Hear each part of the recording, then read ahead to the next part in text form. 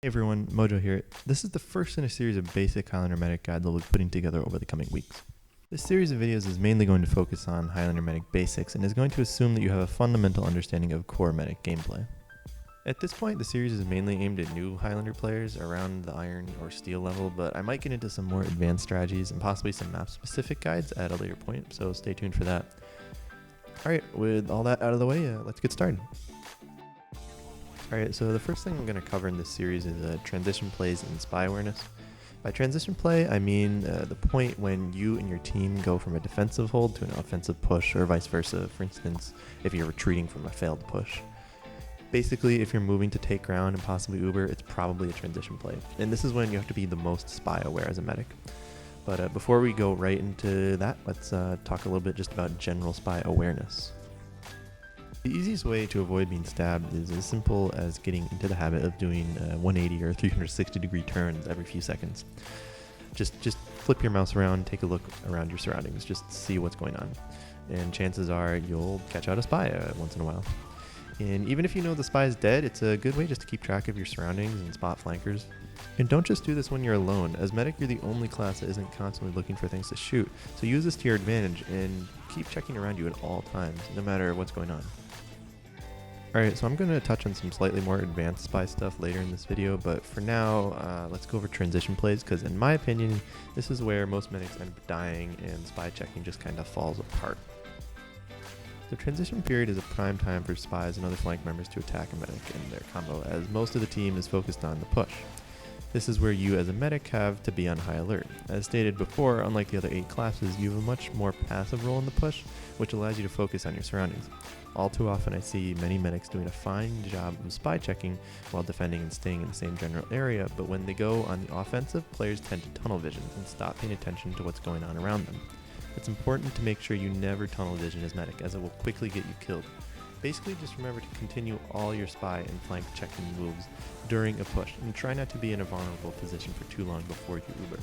One of the worst things you can do as medic is drop Uber right before or during a push, as it allows the enemy team to easily clean up the rest of your team now that they're exposed and don't have an Uber to back them up. Okay, so those are the basics to how spies affect a push or retreat in a Highlander, but like I said earlier, I'm also going to go over some general tips just for dealing with spies. First is location calls. Location calls from your team are only relevant for a few seconds, especially when it comes to a spy, and shouldn't be relied on over a long period of time. If a teammate calls a spy in X location, you really can't assume that they're going to stay there for more than a few seconds, especially now with the new Den Ringer, which allows spies to zip around the map after it gets triggered. This goes for all classes, but in general it's more of a problem with spies just because of their cloaking ability, and they're allowed to move around the map more freely. Second thing is that if you know for sure a spy is dead, use the 10 to 20 seconds that he's out of the fight to play a little bit more aggressively. You don't have to check around you as often, so you can take a little breather, and you should be able to dispense heals a little bit more freely. Next is fighting a spy. Although you should always do your best to avoid fighting a spy in a 1v1, it's inevitably going to happen at some point. To increase your chances of survival, if the spy is near you, never turn your back, and use your ranged attack as much as possible. Because of the way TF2 netcode works, the spy might be closer to you on their screen than they are on yours, and possibly be in range for a backstab without you even realizing. You should attempt to distance yourself and only attack the spy with ranged weapons. Many medics will attempt to go for uber saws on a spy, but it's usually not worth the risk, as a good spy can easily face stab you if you are within melee range. Also, just a side note to general medic gameplay, if you're ever in a 1v1 as medic, you almost always have a better chance of surviving if you just retreat back into a teammate than actually trying to take out whatever is attacking you. This is almost always a better option, and you should avoid taking a fight as medic unless it is your very last resort. Okay, so this one's really quick, and I'm sure most people know about it, but there's probably someone out there who doesn't. When someone dies in TF2, their name gets grayed out on your scoreboard, which allows you to see who's alive and who's dead. But this is also a great way to tell if a spy is using dead ringer or not.